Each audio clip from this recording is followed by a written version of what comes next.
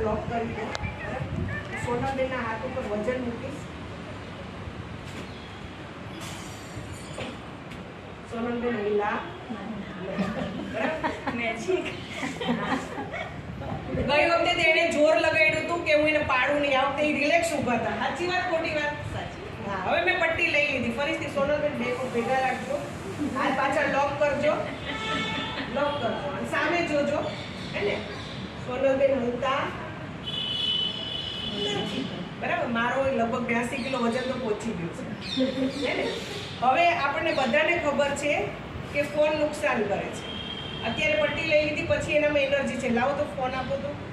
હું એમને phone touch કરાવું છું. ફોન કોઈનો આવ્યો નથી.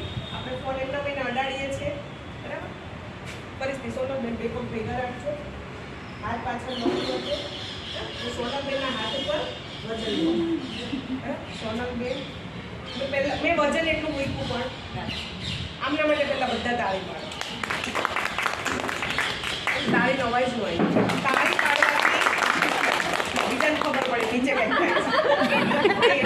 તાળી પાડવાથી આપણા હાથમાં એક્યુપ્રેશરના પોઈન્ટ છે. એક્યુપ્રેશર થશે, બ્લડ ફરશે, સર્ક્યુલેશન.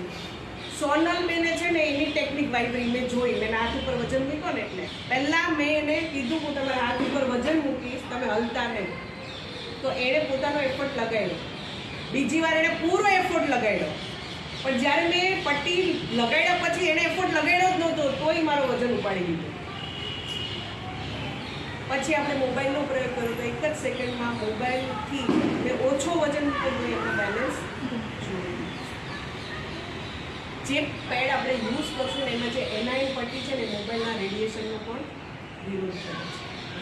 એટલે પીરિયડ ટાઈમમાં આપણે જ્યારે રેડિયેશનના વિરોધ કરે છે એવી પેડ આપણે યુઝ કરશું કે ગર્ભાશયને કેટલું હેલ્ધી રાખશે.